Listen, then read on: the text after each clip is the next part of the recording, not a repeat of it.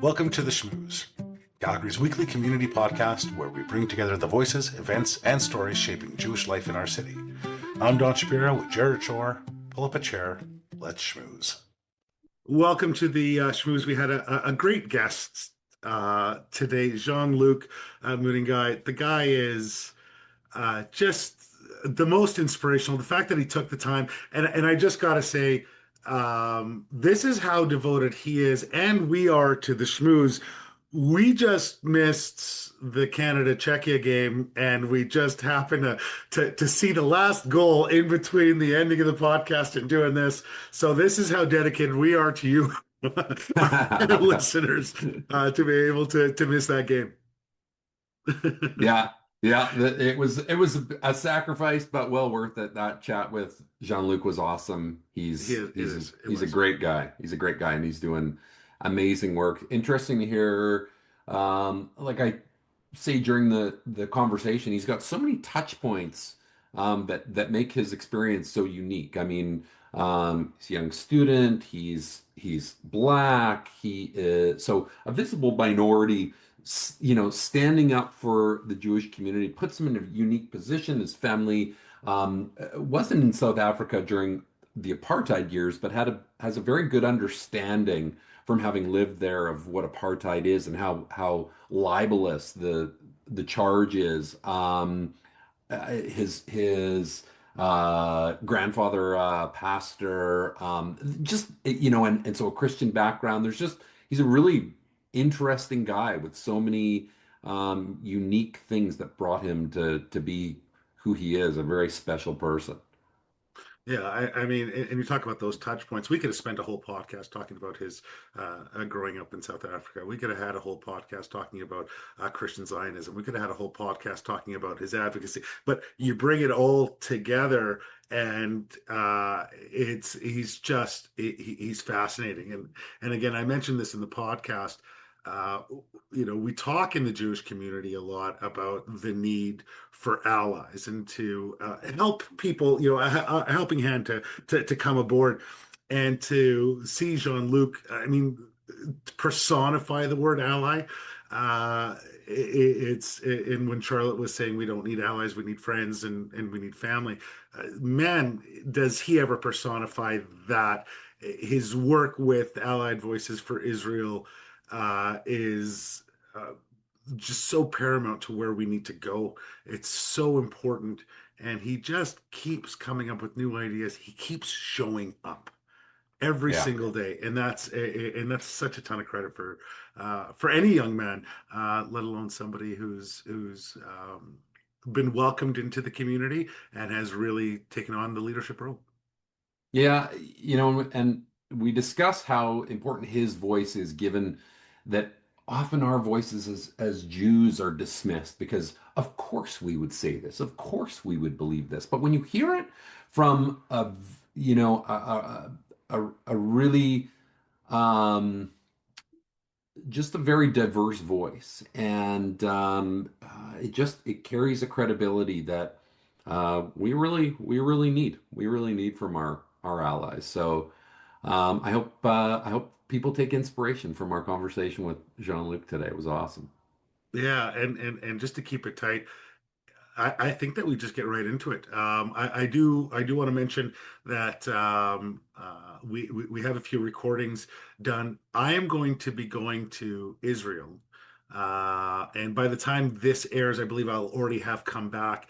But what I'm really excited about is meeting with some of the representatives in Kiryat Shmone and Metula, who are going to be giving us a tour and Calgary's direct involvement into what's happening in northern Israel, and we don't talk about northern Israel as much as we should. So I really look forward to getting a ton of information and talking about that.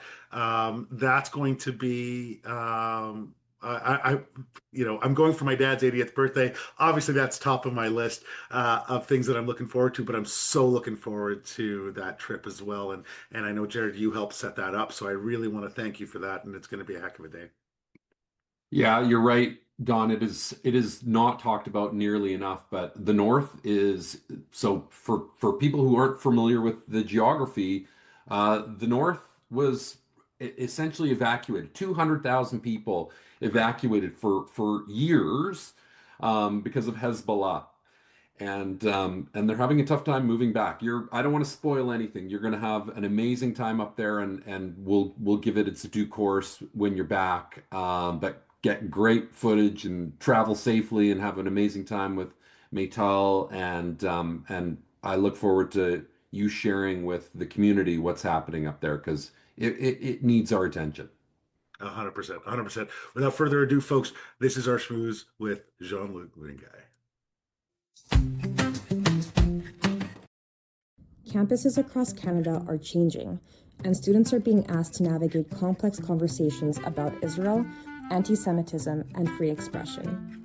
Stand With Us Canada exists to make sure they're not doing it alone. Through leadership programs like the Emerson Fellowship, Stand With Us Canada equips Jewish and non-Jewish students with training, mentorship, and real-world tools to educate their peers, challenge misinformation, and respond to anti-Semitism on campus.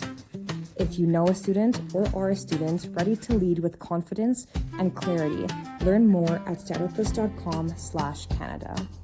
Because leadership isn't about being loud, it's about being prepared.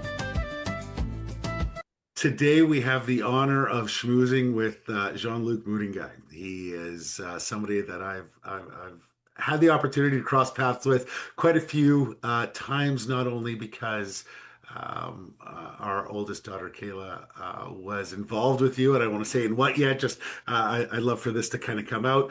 But right now, Jean-Luc, you are the Alberta Campus Advisor and Advocacy Associate for Allied Voices for Israel, taking on that role. But before we get into any and all that, I don't like to read a bio because I like for you to kind of learn about you as we go through. First of all, Jean-Luc, thank you so much for being here. This is going to be a heck of a schmooze. I really appreciate you taking the time to sit down and record with us. Awesome. Thank you, Don. Thank you, Jared, for having me. It's a great privilege. I've been keeping up with the podcast, and there's been some great information. I think it's been a great resource for, I think, local community. And I think around the country, people are keeping up with it as well. So I'm just excited to contribute and have a good schmooze. Great. Thank you. Thank you. So, Jean-Luc, tell us about you. How did you come to be who you are right now and doing what you're doing? Tell us a little bit about your story. Yeah, for sure. I think we have to take it all the way back to, I think, the foundations laid by like my grandfather. He was both a physician and a pastor. So I think the elements of, having that hard work ethic, but I think the love for Israel came from that Christian foundation and faith. He had many Jewish friends back in the day, and I think one thing that I'd always seen growing up is he had this habit of going to Israel almost like on like a yearly basis, not only to see the land, but almost doing like a yearly reunion with friends.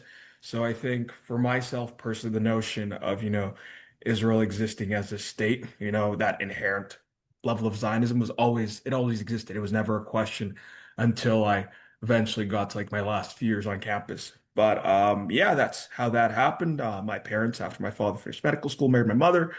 They moved to South Africa. So my siblings and I were all born there. So I think the apartheid of it all is something that you learn very early as a kid. And when it comes to a bit more of the advocacy work, looking at some of the cases made, in regards to Israel and what had happened in South Africa, you kind of have an understanding on the nuances and what is, what isn't. And we could probably elaborate on that a bit after. And of course, in 2008, we moved out to good old Maple Creek, Saskatchewan.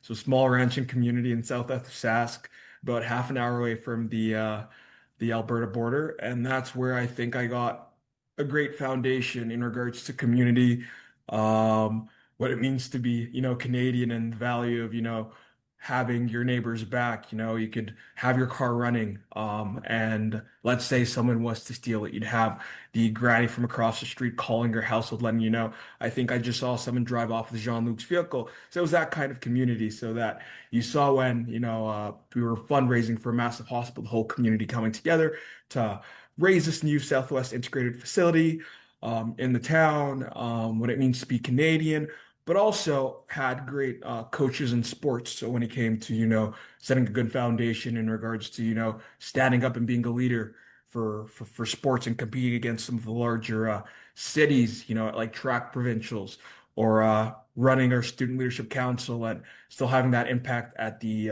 Canadian Student Leadership Conference and hosting our own provincial conference as well right before I left high school were just things that set the foundation for what I didn't know I'd have to do on campus a few years later. So that's a short summary of the lore from maybe my grandfather to where I am today. Of course, we'll go a bit more in depth on some of the other stuff.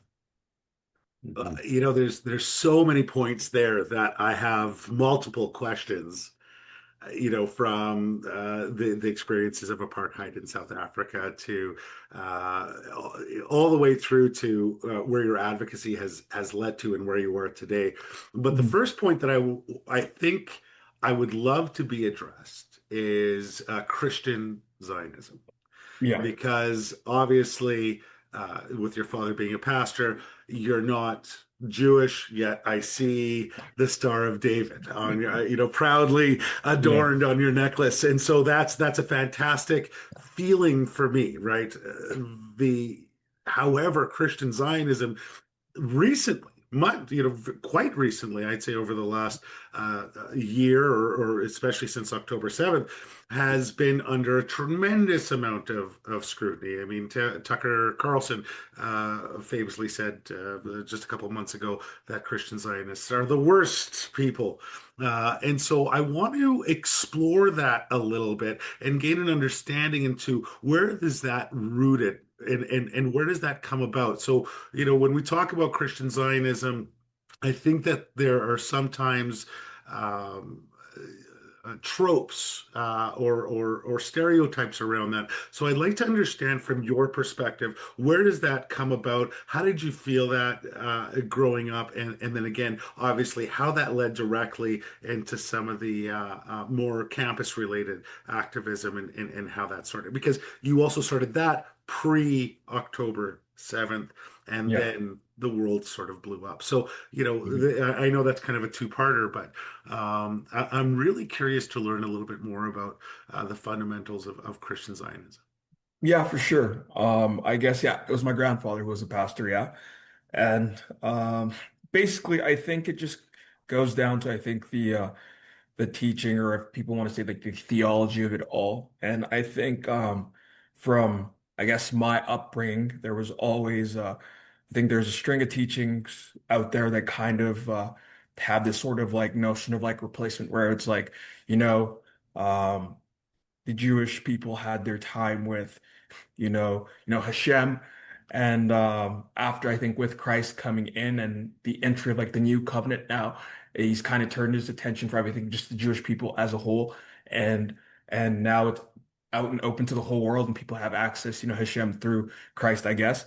But that was never the way I was raised. If anything, it was there's certain scriptures that allude to, we never through, I guess you'd say like the Old Testament or through like the Torah conventionally, I think like the Gentiles, if you want to call them that, never really had the chance to have a relationship with Hashem, but through Christ had that opportunity. But there's never this notion of the Jewish people being replaced. But God has always said, or Hashem has always said, that He'd always have this a central important place for the Jewish people and the land of Israel.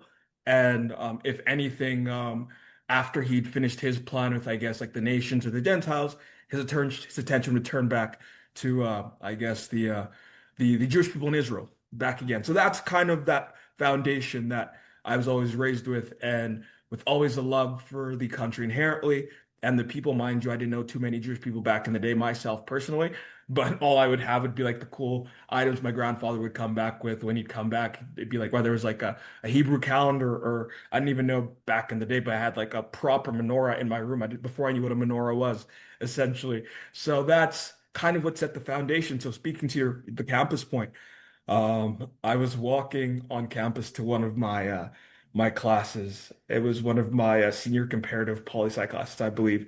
And as I was walking through, some of the SSI exec were tabling. This was when they were first instituted in the first year. And I'm sure, yeah, I'll touch a bit of that on her episode of the podcast. And it was during like right when we were transitioning from COVID, so they were wearing masks. I walk up and I was like, I'm a minute late, but I'm like student supporting Israel. I'm like, that caught my attention. You know what? Let me just hang on and see what this is all about. So I show up wearing my mask and all. And yeah, Ella and I laugh about it all the time. Now she said like when you came up and they had just dealt with a group of people that had pretty much were pestering them for, just celebrating, Israeli Jewish women for International Women's Day, superstars. And so they didn't know what to expect because I came up, very, direct and assertive as always. And I was like, hey, so what's going on, Yurley? And they're like, oh, we're tabling for International Women's Day. I'm like, oh, that's so, so cool. Do you guys have, another event coming up relatively soon? And they're like, yeah, I guess so. Because the interaction is pretty different from what they'd expected. So, eventually they ended up connecting me to the event where I think Charlotte Korchak came. This was back in, I think, the end of 2022, April around. She came in, she spoke. It was a great event, and I met the exec there. So, very shortly after, I get contact from the board president at the time, Dorit, and we talked. They asked if I want to join the board, and I'm sure. I said, sure, it'd be a great experience. And for myself personally, I thought it was great because more academically and professionally, I love being involved in my community. It was like a very new club. So from that kind of perspective and as a challenge, I love the whole challenge of like growing a campus club. It's very tied to like my beliefs and values in that way. So it was nice to kind of do something social in that way and also really connecting a bit more to have a better understanding, of Israel because SSI, Student Supporting Israel, was very much more focused on the providing a hub is Israeli culture based on that sense, but also doing the advocacy work that way. Mind you, it was quite a bit more soft advocacy at the time.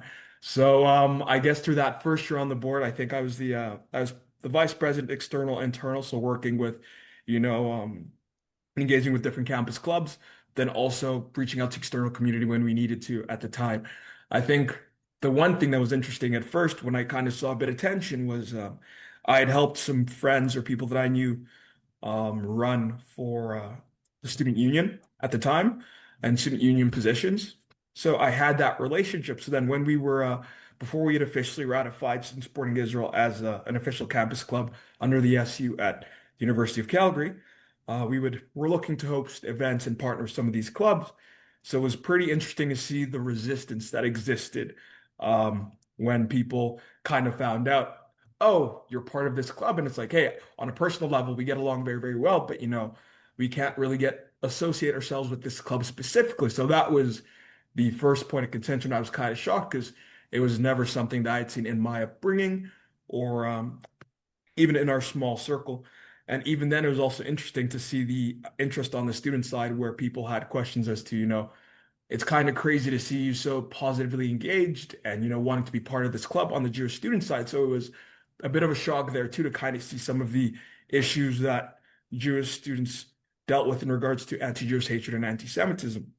And I think what motivated me and mobilized me a bit more on that sense was, I'm a visibly Black man. And even as a kid, there's the struggles and issues that we grow up with, and growing up with my father, was very driven and strict in the right ways and trying to, lay a proper foundation, always teaching me essentially that you always have to work twice as hard to do the best and being like pretty much one of the only Black families in our small town community. Maple Creek was great. I never really had to deal with any racism and things of that nature, but that wasn't always the case everywhere. So knowing that I was kind of like the advocate or ambassador for a whole race, in my small community and wherever I went was something that happened inherently. And having that understanding and knowing what people can face with discrimination was something that I tried to bring within the advocacy, but then also realizing, also learning on my end that what Jewish students had to deal with was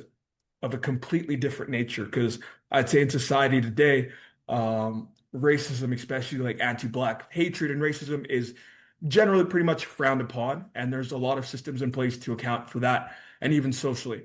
Whereas as time went on, and you'll see after October 7th, when it comes to anti-Jewish hatred, there's a lot more lenience and, veiled, I don't want to say hypocrisy, but people using other things as a conduit or vehicle to veil their anti-Jewish hatred.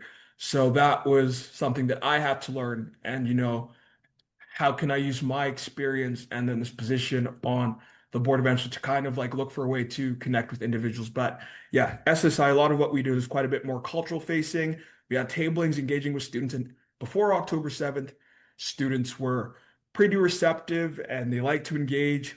And what I learned from that experience is that inherently being comprised of a board in the following academic year, which would have been 2023, 2024, that was primarily comprised of 50% Jewish students and 50% non-Jewish students.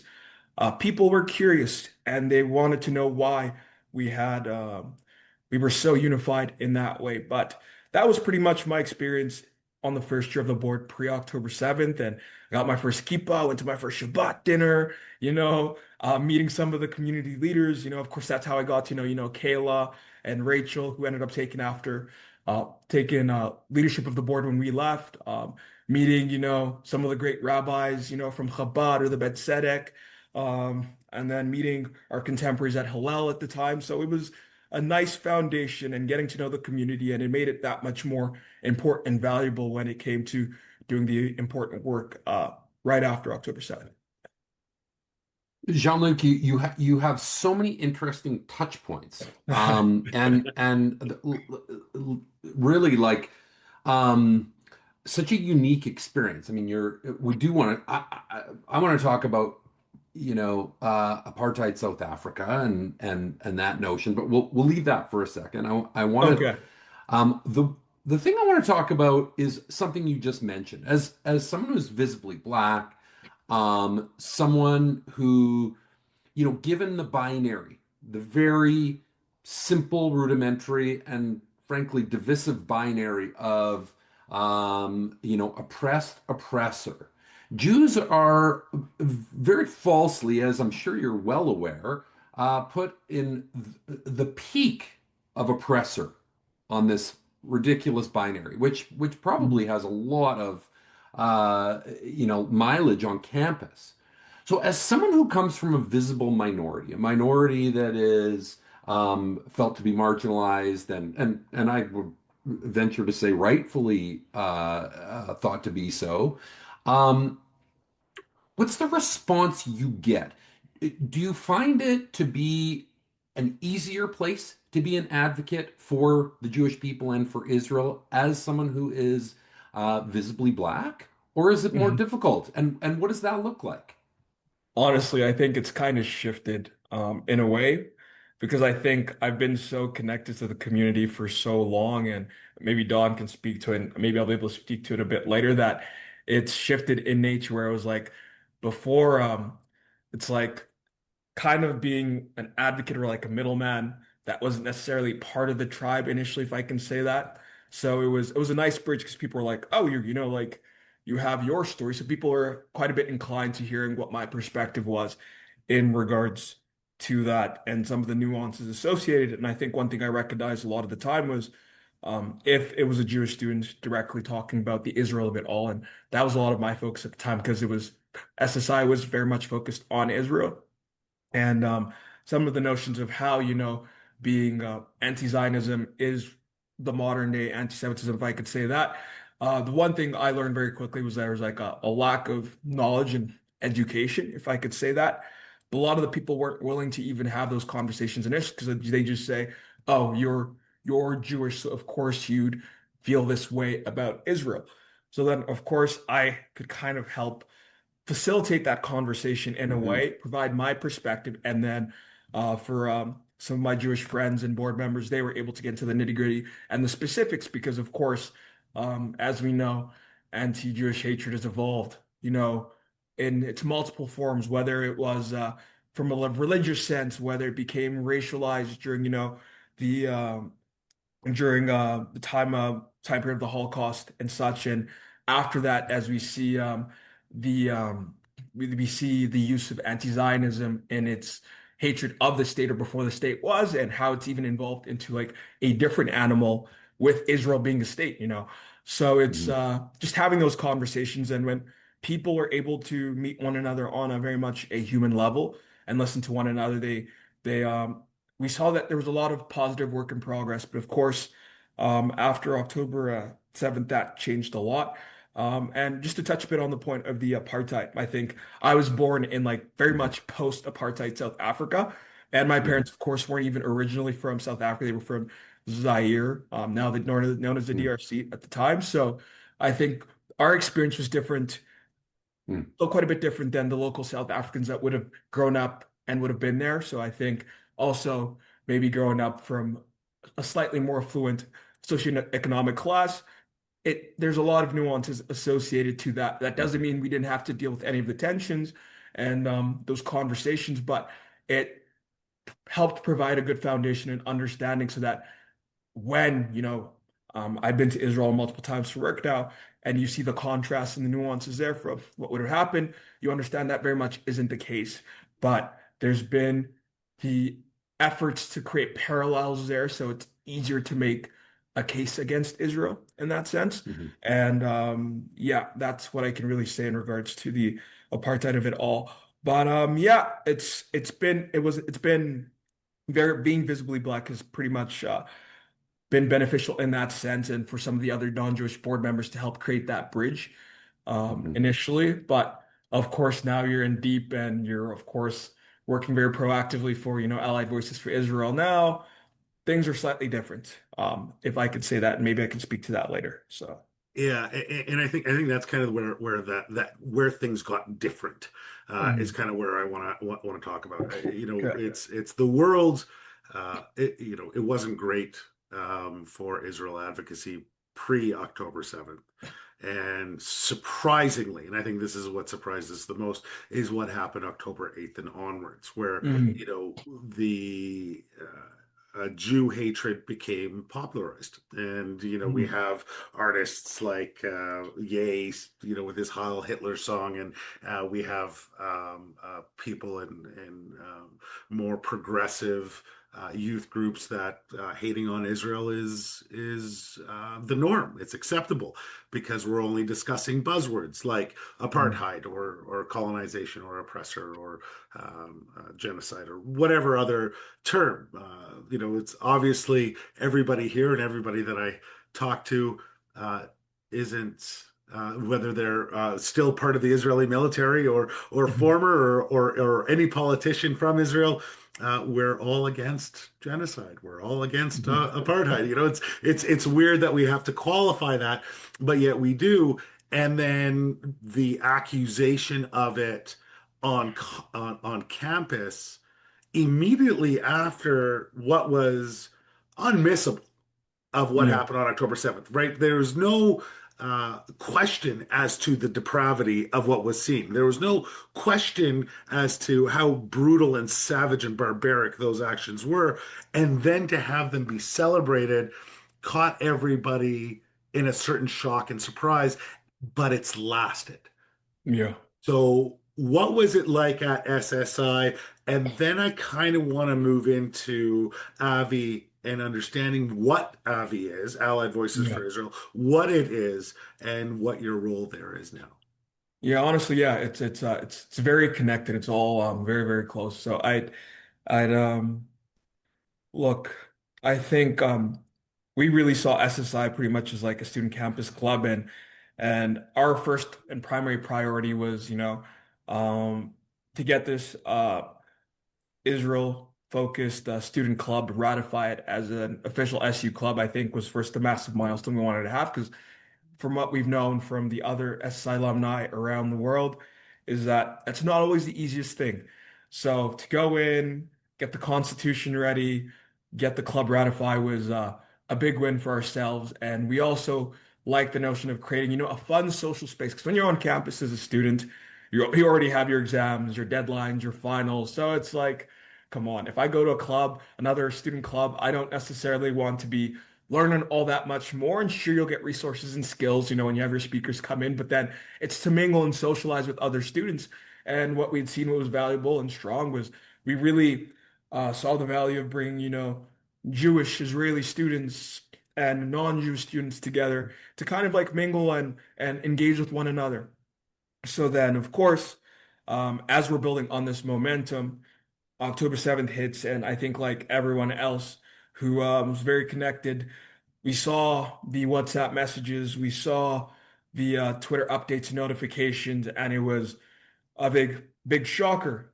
And for I think the people that don't really keep, Shabbat or aren't Shomer Shabbat, um, I think it was easier for them to check. But a lot of people ended up breaking Shabbat because they're getting all these notifications and updates, and it was a very shocking and jarring moment. But being with such a great board, being with, individuals like Dorit, who's a very strong president, Jeremiah, who's like our SU Connect on the board, who's a very strong leader as well. And, with Kayla and Rachel and the rest, we decided we wanted to do something very, very, proactive and strong, and we needed to show our strength in the midst of all of this. So very quickly on that Saturday, we started coordinating and mobilizing, working to see what we could do, bring the community together, talking to, news outlets, seeing if we could connect to the rabbis and the police and some MPs to make a strong statement. So I think we ended up hosting the first official rally for Israel right after October 7th, spearheading this at Town Hall on Thanksgiving, essentially. So I remember telling my parents, like, hey, it's great seeing you, but I'm going to have to leave because we're organizing. They didn't see much of me that Thanksgiving weekend as we were planning to organize. And it was great to see that strong show of community. And I think a lot of community members appreciated to see the youth takes such a strong stance in that way. And then from then on, very quickly, I'm sure we had our October 7th tabling on campus, and it was pretty crazy to say the least. We were just there simply honoring the Canadian victims. Many people had family members that they'd lost. Many people were getting ready to go back to serve in the reserves. So it was a very sensitive time, and we just want to have that time to honor. And many students had, I wouldn't say all of them, but some students had very visceral reactions to us just standing there very proudly with an Israeli flag. We all had our yellow ribbons, and yeah, they came in very hot and heavy heated. Thankfully, thanks to my grandfather, growing up in a good family, and maybe the debate and the business side of it all, learning how to present and things of those things, and trying to have that social awareness. We did our best to very much diffuse a lot of the escalation that people were looking to have. Right. I had a quiz shortly after, so I remember going to this quiz and I didn't know how I was going to do. I did great, thankfully, so that was good. But the second I walked out, I just remember grabbing my phone and seeing videos that were being sent of them all being hoarded and surrounded, and they went to get some, coffee and donuts together, just kind of calm down. But we just pretty much realized this is the state of affairs and how things are going to be most likely. So what we realized was, before we expected to have any support outside, the importance of having that support as a community for the Jewish students specifically, and I guess their allies that came after. And that's where we saw a massive show of allies coming up and wanting to, show their support, whether they were Christian or they weren't Christian. Others came in from very much more of a Western, democratic, Canadian values side of things, understanding that. And what we understood very much, it was greater than us, as of course we had that campus space, but there were forces at play, as we've seen, that have been funding certain people and organizations to destabilize essentially the campus environment. So we're like, okay, what can we do? We very much worked in tandem with Hillel, and we're like, let's bring our resources together. Let's, bring all the students together. Let's have these educational sessions, but let's also go, and Hillel would use their Jews and Brews, and we had students coming out in droves from events that had like 20 students. We'd have 50 students come through and pretty much create the safe space where we just enjoyed each other's company and we could be proudly Jewish. And of course, from the community end, Federation coming in, supporting, wanting to know where we were at. We had other community groups having the the rallies at City Hall. And of course, that's where I probably became more familiar with you, Don, in that way. Jared, I had never met you personally, but of course, I heard your Mhm. name a few times whenever things were happening on campus. You were kind of like, you like to have an ear on the boots on the ground in regards to that, and that was greatly appreciated. So it was this full thronged, multifaceted approach from every single community stakeholder. But again, from what we saw very quickly on our end was before I get to my other point, what was very interesting and very beautiful was shortly after we ended up going to the SSI 7th Student National Conference. And we were like one of two Canadian schools that were there. There were quite a few more American schools. You had the Columbias, you had the Harvards, you had the Tulane out in New Orleans, you had some of the schools out in Cali and U Miami, and schools that had, larger Jewish populations, maybe more funding, if you want to say things of that nature. And I remember the SSI executive director being very shocked to just see this unity and seeing this show of force from a board that had 50% Jewish students, 50% non-Jewish students, and how we kind of mobilized that way. And it was very inspirational for a lot of the other students that were there. And to see the impact that we had as, a student club in the city of Calgary, which is not the Mhm. largest city relative to like a Toronto, Montreal, or a New York or LA, was very, very inspiring. And it also was also reinvigorating to be around with different student leaders around the world who keeping up with a lot of nowadays are providing their impact in many different ways. And to come back and see, wow, we're able to have that much of an impact from our local city. How much more can we do? And so basically, then now it was talking and speaking to university administration at U of C and MRU to kind of like provide the case and advocate for Jewish students, letting them know, hey, this is what students are facing, the emotional stress, and when it comes to like providing extensions for school and coursework. When we were able to engage and meet great MPs who wanted to hear what we were dealing with on campus. Of course, we have our superstar and our member of parliament, Shula Majumdar, who has been amazing as always. Greg McLean from Calgary Center. You had support reaching out to members of parliament like Michelle Garner-Rempel as well, who were very supportive as well. And to see that support, so it was very, very encouraging. But of course, almost seemed like we spent more time doing a lot of the advocacy work in that last winter semester on campus than it did prior, with a lot more bureaucratic stuff. But I think we were able to lay a positive and strong foundation so that when myself and like a Dorit and Jeremiah left, we had, the Kaylas and the Rachels of the world come in and step in and try to work to maintain the good work. And the situation was constantly evolving, so then them navigating as things were evolving as well on the ground, because whatever happens directly in Israel always affects the local Jewish communities around the world. So that's very much more from like an SSI perspective. And I think what was also nice, and I'd appreciate from like the community federation end, is um, them understanding the importance of student leadership on campus and seeing how the conversation was evolving there, and wanting to support and hearing our voices and empowering our voices as we were hosting events as well, and trying to be quite a bit more proactive as student leaders in the community as a whole. Yeah. Perfect. So, Jean-Luc, I want to talk about AVI. We got to hear about what the organization is about. But before we leave Yes. campus, Yeah. because I think AVI is not a campus group. Before we leave campus, Mhm. you've talked about. So I love hearing. There's a couple things I really enjoyed hearing. I enjoyed hearing that there was strong sentiment of allyship. Immediately after October 7th. I love hearing that. I love hearing how the Jewish Mhm. students really came together with like-minded allies. That's very heartening. I love hearing that Calgary was unique because it's been a little bit of a theme for us in the Yeah. podcast, is like we hear Calgary's a little bit different. And I think it's a little bit of the political climate. It's a little bit of, the people who laid the roots of the Jewish community and really raised their kids and grandkids to like really feel that Calgary is a special place, and I think our allies feel that to a large extent. Mhm. Um, but campus is campus. Is Yeah. campus different in Calgary? And I want to talk about sort of faculty and university administration. Like we look from the as non-students, we look and see, okay, we had an encampment that was removed promptly and thoughtfully and very professionally. Mhm.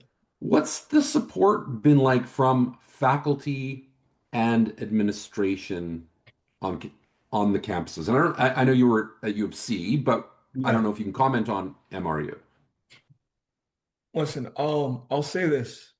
I think again, Calgary itself as a city, being in Alberta as well, um, creates a different situation for sure, wholeheartedly. And um, I think the community as a whole and we on campus felt that there was that much more support. Speaking to U of C as a campus, both as a student and professionally, you definitely see a lot of the differences. Very quickly, there was a statement made out by the university from the president's office in support and providing supports for the Jewish/Israeli students that way. And also, a statement was made out by our dean officially as well from respective departments, whether people are in the arts or like in business at Haskayne and etc. To provide supports for their students. Because I think one thing I'll definitely give them the credit, it's not easy of dealing with a lot of the issues on university because there's many different student groups, many different people from different ethno-cultural groups as well. So you want to be very cognizant and supportive of them as well. And they were very much that for Jewish students. That being said, when we had to advocate, we did. Or if you felt like you need to apply a bit more pressure. But at the University of Calgary, from the uh, the administration and the different members there, campus security as well, being able to develop a great relationship, giving us the ability to be student leaders and to work collaboratively with them to create an environment of safety, whether it's hosting like an event and you're bringing a speaker in, whether it is or was tabling. It was very, very much great. And I remember when we saw there was an encampment put up as well. The turnover was insane relative to what we had seen from some of the counterparts. And I think it'll provide a natural segue towards Avi because the way I was connected to Avi was through one of my friends connecting myself to the organization, letting me know about the Israel trips that they had run. And essentially, it's like a 10-day geopolitical trip where people get a holistic understanding of what Israel is as a society, whether it is politically, whether it's on a security basis, and with civil society, understanding the nuances and the complexities that is involved in Israeli society, whether it's the strength and diversity of the Jewish, Arab, Christian, Druze, Bedouin communities in Israel as well. The nuances and the complexities of Section A, B, and C in Yerushalayim or Jerusalem, and also understanding the some of the more like boots on the ground and direct information on what was going on security wise in the war at the time. And it was very, very great just hearing to have that opportunity. But of course, that the first time I had the opportunity to go as a student, we didn't end up going because of the war. So we ended up going to Rome instead. And what I really valued was again bringing some of the experience that I had on SSI with SSI and meeting some of the other student leaders because on this trip that we go on for the Common Ground Ambassadorship as a students, it pretty much comprises of 50% Jewish and 50% non-Jewish students as well. So they had already adopted that philosophy as an organization. And it was great to see, students from out east in Montreal, Toronto, and the rest who were primarily most of like they made up most of the Jewish students there. And out here in the West, we had the students from the West Coast, myself and a bunch of my buddies there who were from UBC, boys who were part of fraternities, others who were involved more politically, others business-wise, and of course myself, who was kind of in the middle there, who at that point, I had my kippah, had a bunch of my Shabbat under belts, getting involved with Chabad very heavily. So, the transition was happening there already. And kind of being there with all of us and being in Italy and seeing how touching it was for a lot of our friends out east to see, non-Jewish students being so proudly supporters, advocates, and wanting to learn about Mhm. Jewish indigeneity. Because I think on that trip specifically, we essentially went and tracked how the Jewish story is connected to Italy from, maybe the days of like we go from like, I guess, the Shoah, the Holocaust, and go back from the days of the Medici and their influence in Florence and moving back to Rome. And of course, the story in Rome and, the Roman Jewish community there and their ties connected to after the Second Temple was destroyed and the Arch of Titus. It really hones in the importance of the Jewish connection to the land of Israel that way. And it was just a great experience socially, advocacy wise, but also being armed with the skills to advocate on campus. For myself personally, it was kind of nice because I had already been doing that. So it was nice to Mhm. provide and share some experience. But at the end, just the social aspect was and having that community was very important. And again, I think just touching on the campus end of things, realizing the importance of that. But I guess transitioning into Avi, if that's okay. Mhm. Mhm. So then, towards the end of the undergrad there, I'd been asked if I wanted to help lead a trip in Israel. That was our great executive director, Daniel Corin. He's like, yeah, I think you bring the energy, the life, and I think it'd be great and be your first time going to Israel too. And I think it was the best thing for me because I got bragging rights because my parents were actually supposed to go to Israel in 2020, I believe. So they were excited. They bought all the things they needed. They were shopped. It was exciting. It was great. And all of a sudden, the cases start going up, hints of COVID here and there. And the Mhm. second we saw Israel officially announce, the prime minister say, I think we're going to close the borders. My parents were, of course, very sad. And of course, we saw the rippling effect. Speaking to Israel's, research and innovation, being very quick to do that. And of course, the whole world closing at that point. And for like 3 years later, to be the first one to make it to Israel, I had a bit of bragging rights. I was like, Mom and Dad, very unfortunate for you, but I'll bring back some souvenirs. But Have they been since? no, they haven't been since. Oh, I've been there about 3 or 4 times now, so it's safe to say if they're going, I'll gladly go with them to, show them where to go and connect them to the right people. nice. But yeah, so then I got my opportunity. I'm leading this trip and leading all these different other student leaders with people who are now my coworkers and to take in everything for the first time, going to that first night, going to the hotel, and the sun setting for, Shabbat, and seeing everyone there, dressed in their Shabbat outfits, and people from the Khaylat Sahal, I guess the army were there. And the craziest thing as well was like speaking to the Jewish geography of it all. As I was there, I ran into one of my close friends' younger sisters who was there for birthright, the Taglit. And that was the craziest thing. She looks over and apparently she saw me, dancing as people are dancing, bring it in and out at the hotel. And she's like, Jean-Luc. I'm like, no way. I didn't know you'd be here right here. So of course, a quick picture. We walk out and I go there and I see a bunch of people who are at the SSI National Conference early in December there walking by. We're like, that's no way. So we have people from the States, people from Canada, people from all over the world coming to Israel around the same time. And it was just this mind-blowing experience in the summer.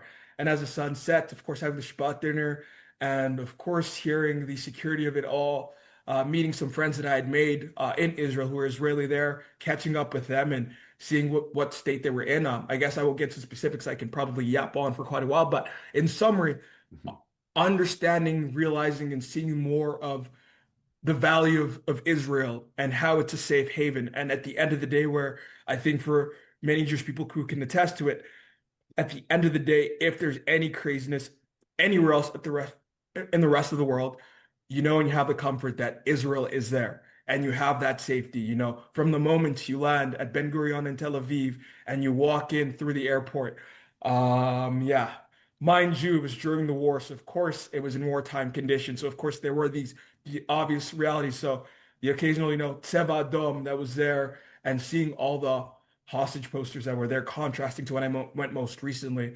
And thank Baruch Hashem, just seeing seeing that none of the Hossie posters were there anymore was just such a mind-blowing experience because it put all the campus years into perspective. Saying you spent this past 3 or 4 years of your life, both professionally and as a student, doing all this advocacy work, and to get into a place where there's like a post-war world essentially was huge. But then, of course, okay, yes, Avi. So then after the trip, I was essentially asked if I wanted to hop on and try to help grow the West Coast out that way. And it was very, very nice because I had Calgary as a great foundation and we could just build on the good work that we had done. And again, our goal is to pretty much mobilize student leaders to pretty much have the resources and the skills that they need to build those relationships and coalitions with non-Jewish groups and mobilizing their respective experiences with whatever skill set they had. So I guess, for example, when I was a student, because I was already part of SSI, and maybe I might have been in tune a bit more politically that way, using that in those relationships to kind of like build events and build more of those relationships was very easy for myself.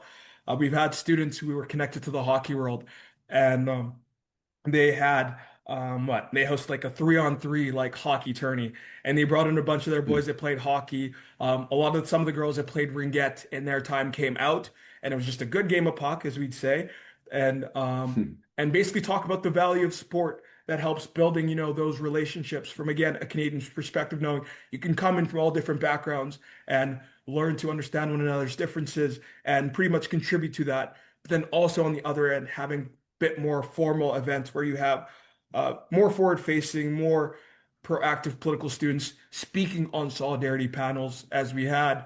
Rachel was president at the time, speaking on one locally, and that was president of SSI with some other non-Jewish students who were both Christians. One was a Black Christian student. We had a student who was involved politically as well, part of fraternity. He was, I guess you could say, visibly white. He spoke as well. So having a diverse panel. And what was unfortunate with that is we had a student of a Muslim background who wanted to speak openly as well in support and looking for peace. But he unfortunately, due to pressure, backed out because on his own end, as he was trying to help build those relationships, he was viewed as a traitor of some sort. So those are kind of the realities that students deal with today. And part of my role in engaging with my colleagues out in Quebec and Ontario, we see the nuances and the differences, and you learn to appreciate where Calgary is as a community on multiple fronts. Because now where I can speak to my advocacy portfolio, because I have that under my belt now, is as you look comparatively with other campuses, for many different, not as many campuses are quite as responsive as U of C might be. MRU, I've gotten to know more and more now, and some of the provost and administration. Mind you, I don't know MRU as well as some other people, so I won't speak to them as much, but been able to develop and build those relationships with some of the professors there and that are non-Jewish as well, and to see the work that they're doing to create a safe environment for Jewish students, but also building those relationships as well. Whereas you look out in Montreal at a Concordia or a McGill and U of T, where they're way past, having conversations, but some people have to deal with things on a more legal side of things, and I think the encampments and the way we dealt with the encampment speak to that situation as well. So it makes you very grateful for our local community, doing work in our local community. And also on the advocacy side, also understanding that with the war having, with the last hostage being returned, we're kind of, and I don't know if you have another question. So if you do, be sure to cut me off, and then I can maybe come back to this point later. Well, because the thing is, Jean-Luc, Yeah. it's and this is the thing that's most striking about you personally, right? Okay. Every single event that I've been to, Yeah. you're there.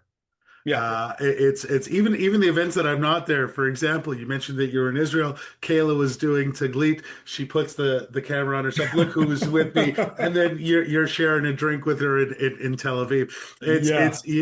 You've become So, like, and I've seen you everywhere. Like, even when I went to the at the Charlie Kirk Memorial, at that memorial, at this speaking event, at that, you are such a representative of the Jewish community on such a large scale, Yeah. and not being Jewish and having that, Charlotte, we just had her on the podcast a couple weeks ago, and she said, we're not looking for allies, we're looking for friends and family. And you are definitely in that friends and family part, right? So, the door is always open sort of thing.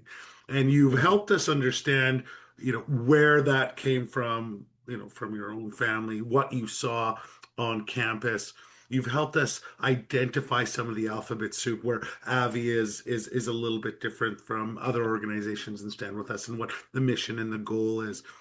Now, you guys have had some events, speaker events in the past. I want you to Yeah. kind of talk about them, and also, talk about what future events you have, and where do you plan on, now that you're part of this, and now this is now beyond, you've graduated.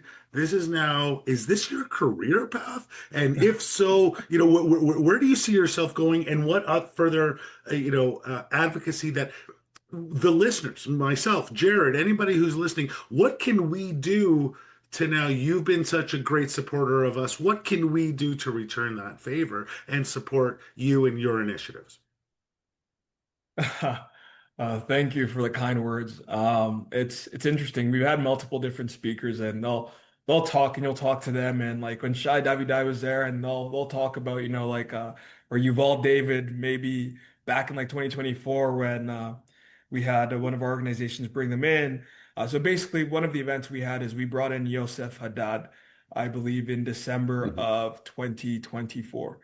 Right. And basically, it was nice to have, a very fervent, strong Israeli of Arab Christian background come in and speak and provide his perspective. And we took him on tour across the country. So bringing him locally was great because, he's very animated. He's very cutthroat in the way very honest in the way he goes about presenting things as well. But he also speaks to a lot of the important elements geopolitically. Just on a slight side note, because I think one thing we realize, and especially in the advocacy space, in the only way to defeat this evil and this new form of anti-Zionism, anti-Jewish hatred, which is veiled behind being against, Zionism, as this phenomena, which is pretty much Zionism's become like this boogeyman, that's pretty much a synonym for all forms of evil, whereas it's just pretty much believing the self-determination and the right of Israel to exist as a Jewish state, forever. And that's which is very much insane, that it's going to take a multifaceted approach to defeat this evil.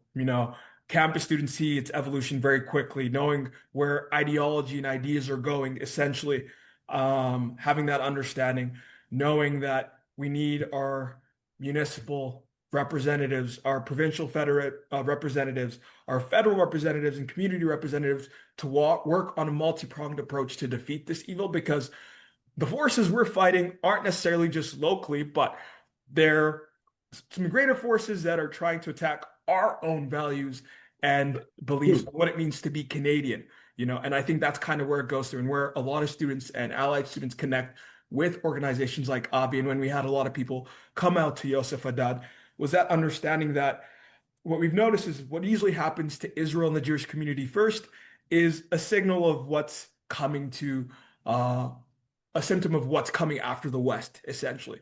And growing up in a small ranching community in Saskatchewan, you learn very much to value and protect your community and what it means to be Canadian. Maybe that always evolves, but I always think back of, back in 2008, watching, the Winter Olympics. It's very relevant right now. Seeing, those red mittens, made out in Vancouver. Uh, I believe being played by Nikki Yablonsky, Crosby scoring that last goal, and to see people kind of coming after, that foundation that we've had, um, as Canadians, makes you very protective and defensive, and seeing its connection to the Jewish community. Because I think a lot of the people think that the Jewish issue in Canada for a lot of the Canadian Jews and the Israelis is separate from the issues that we face as a nation as a whole, but it's very much interconnected. And I think it's when you have that space, and what we try to do as AVI is to create a conducive space for conversation, education, and conversation, as we like to emphasize, is that when people are willing to sit down and they see that connection, um, it changes the way people are, the way people approach things, and make them that much more open to wanting to do the work towards combating that as a whole. And I think that's what we thought of with having Yosef Haddad. But basically, in regards to more events, we're collaborating on campus events very much often with Hillel. I don't know if you have any representative from Hillel coming on, but I feel like if we do have any partnership event, I'll leave that to Jamie, of course. So then she'll talk to some of the work that we might be doing with them. I'm actually in Saskatchewan right now in Regina and just tabled with some students here, and we had a tabling with some of the Jewish student organization here, and one of our Common Ground ambassadors from Ally Voice from Israel. He's a non-Jewish student, and he was very much an ally of Israel in the Jewish community. So we're doing that, and we're actually connecting with the young conservatives on Thursday, I believe. And we're doing a collaborative event, and we're expecting some MLAs and MPs to come out just to kind of talk about how we can kind of, continue to build that relationship and, fight the good fight collaboratively together as we protect both our Jewish communities, build those relationships with the Christian and other, community supportive communities like the Iranian and Hindu communities, and also, protect what it means to be Canadian as well. And you know what? Honestly, for some more events that we're going to have in Calgary, I think this is where I'll just throw in a subtle plug in. You should probably just follow us at Ally Voices for Israel on Instagram. If you want to follow me personally on Instagram as well, maybe you could do that, but I'm sure that'll be easy for them to do. Yeah, we'll put that in the show notes for sure. Okay, awesome. And we're just looking forward to engage on a multi-pronged approach. First, building community. One thing that I learned very much on campus, having those sport events, having those social events where you just get to enjoy being with one another. And Federation's been doing a great job strategically.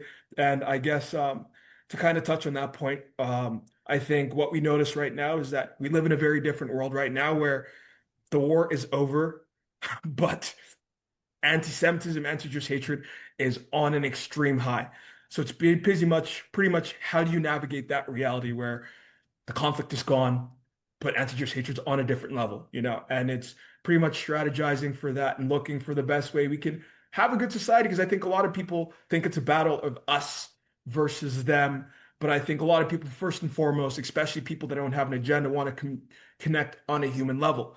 And it's like, if we're able to do that and build that relationship on an elementary, fundamental human level, you're able to build up to talk about where those differences exist.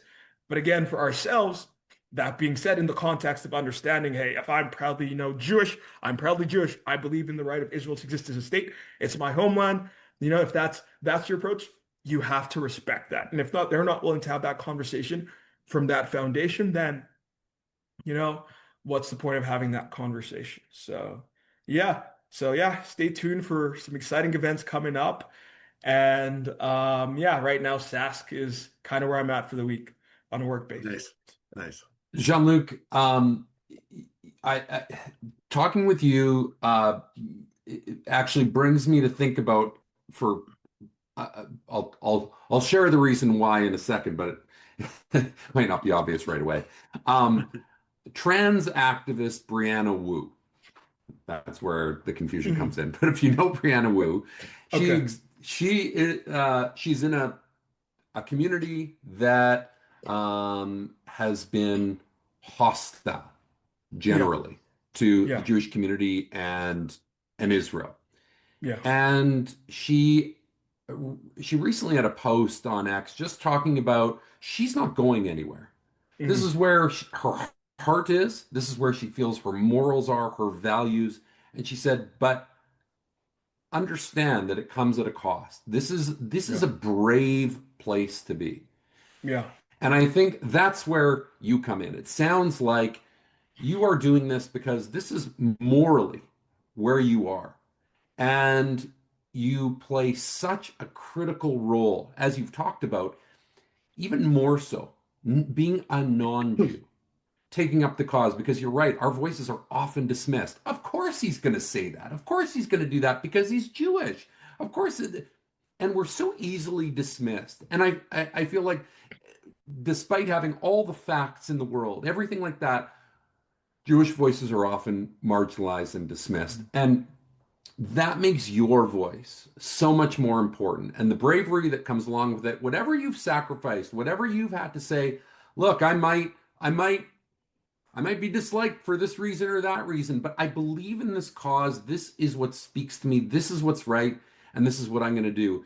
And you know, look, we have a challenge within our community to rally our own community to say, hey, we all need to be getting to work here. But we also have a big challenge with the broader community. And as you say, it's not just people whose cause is Judaism and Israel and anti-Semitism. It's Canadians who value democratic freedoms and Western norms and all of those things that are just disintegrating before our very eyes. And this isn't a xenophobic remark. This is about people marching through Jewish neighborhoods specifically to intimidate them. This is professors at universities saying, we do not tolerate diversity of opinion. I mean, those things are so antithetical to the way Canada was 20 years ago. And the fact that you are standing up with us to help Canadians understand that is so inspiring. I hope that many of our non-Jewish allies listen to the words that you are speaking. It's like, this is just where I'm at. And no, has it cost me?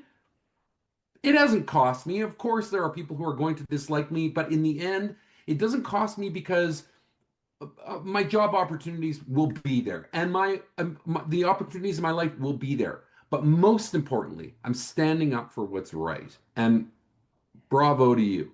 And I hope that you serve to inspire our community and the broader community.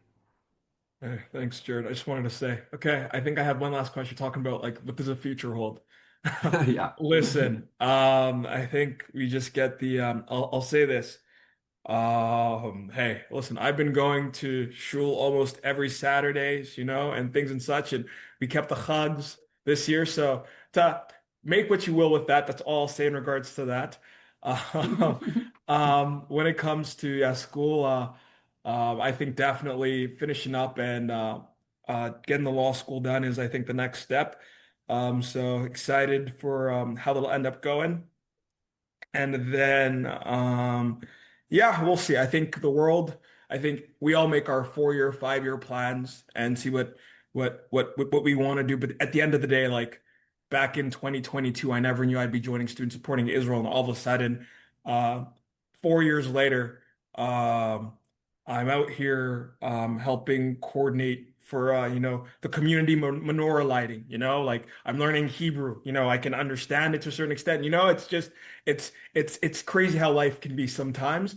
But yeah, just always being open to opportunities. I think being very decisive and proactive. And I think speaking to non-Jews, I guess, like you were saying, it's not an easy thing. It isn't really it really isn't an easy thing, and you can. There's a lot of sacrifices that need to be made, and I think a lot of the a lot of a lot of people from the Jewish community can speak to it, where their social circles have shifted completely. And you guys probably speak to it, where friends that you might have had before you don't have anymore, and it changes your whole approach to life. It's shifted things. And I can say on my end as well, like there's a lot of people that I used to talk to 4 years ago that I really don't talk to anymore because it was very much a point of contention. But again, it all comes down to what you believe in, what your values are aligned with, and what you're willing to stand for. And I think that's all about leadership. And Don, to what you're saying about showing up, I think the first step of leadership is like a lot of people think leadership is going out, being front facing, presenting, having speeches, and talking in that sense, or having some sort of position. But I think leadership is very much more grounded in grassroots, and it all starts with showing up, taking the first step. And when you're able to take the first step, then you have that early adopter, the second person saying, you know what? Sure, I'll show up as well. And once that second person shows up, then there's this ripple effect and wave that comes through, where people see there's strength in numbers in regards to that when you're aligned in beliefs. And that's the beauty that I saw on campus with the students, and I'm seeing on a wider scale community wide. And if we can continue to do that locally here in Calgary, and I know they're doing work out in Edmonton, if we're thinking on more Alberta basis, hey, um, I guess we'll never lose any strength. I mean, if you want to get, talk about the Torah, listen, the Jewish people have always been a smaller group. And if you want to go from a Torah basis, Hashem is always there. But if you want to go from, Avraham, Yitzhak, Yaakov, or Abraham, Isaac, and Jacob to, all the way forward to the Maccabees, if we're talking like Hanukkah, to the pioneers when it came to fighting the wars, whether it was like the Six-Day War, whether it was Yom Kippur and the rest, and all the other challenges we've had on the Israel sense of things. It's very much something that we see happening right now. And, the rabbis love to speak towards that, but it's, again, multi-pronged approach. We stay together, united in that way. And I think we're unstoppable then. So that's how I'll wrap that up. So just to kind of finalize, I have like as a final question, it's kind of a yes or no question, but you have a poli-sci background, you're motivational, you're inspirational, you do advocacy, activism, you inspire people to action, you're taking law classes. Are we going to be seeing your name on a ballot pretty soon, Jean-Luc? What does it even mean to get on a ballot, honestly? Are you going to be a politician? Is politics in your future? Is politics in your future? Listen, I mean, what does it even mean to, be like to be involved in politics? I think honestly, I'll say this.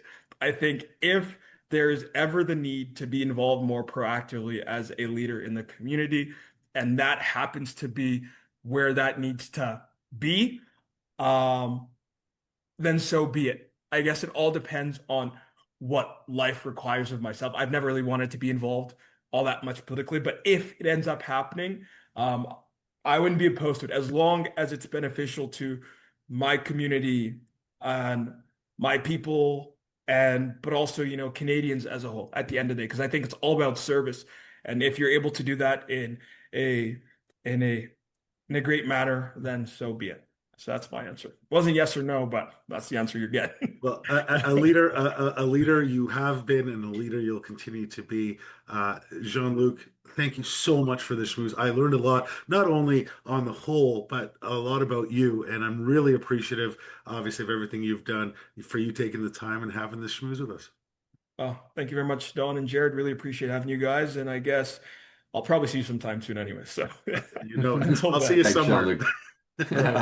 Bye.